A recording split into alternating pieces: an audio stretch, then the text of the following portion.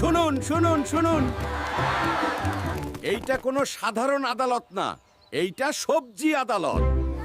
Order order order, আদালত শুরু। আজ ঠিক হবে আলু দোষী না নির্দোষ, কেউ আইন ভঙ্গ করবি না। মহামান্য আদালত, সব দোষ এই আলুর। আলুই মূল সমস্যা, ও ছাড়া আমি কিছুই না। বিশ্বাস না হলে ওর দ্বিতীয় সহযোগী ফ্রেঞ্চ ফ্রাইকে জিজ্ঞেস করেন। মহামান্য আদালত, আমার জন্মই হয়েছে আলু থেকে। মানুষ আমাকে খাইয়া অসুস্থ হয়, আলুই মূল ভেজাল। বিশ্বাস না হলে ওর বন্ধু কোল্ড ড্রিঙ্ককে জিজ্ঞেস করেন। হুজুর, আমার কোনো দোষ নাই। আমি আলুরে বন্ধু ভাবতাম, কিন্তু আলুর সাথে থাকলেই সবাই আমারে বাজে পানি বলে। আলু, সবাই তোর বিপক্ষে, সবাই বলছে তুই দোষী। নিজেকে নির্দোষ প্রমাণ করার জন্য তোর কিছু বলার আছে? স্যার, আগে একটা কথা বলি।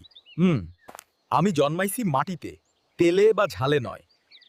স্যার, এই হলো আমার আসল রূপ, সেদ্ধ আলু।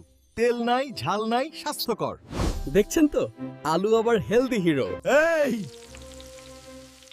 থামো, আমাকে এমন বানাও কেন? আমি তো স্বাভাবিক।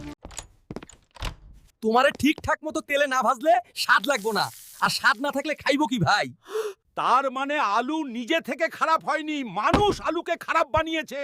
মানুষের কারণে আলুর দোষ হয়েছে। স্যার, আমি গরিবের বন্ধু, কারো ক্ষতি করার জন্য আমার জন্ম হয়নি, কিন্তু এই মানুষই মানুষের ক্ষতির কারণ বানায়। মহাদয়, আলু থাকলে কেউ অসুস্থ হয় না।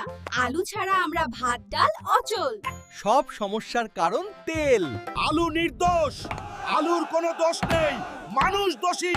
আমরা সঠিক বিচার চাই। শরীর ফিট ও সুস্থ রাখতে চাইলে আলু বাদ না, তেল বাদ দাও। তার মানে আমি এতদিন ভুল বুঝতাম আলুকে।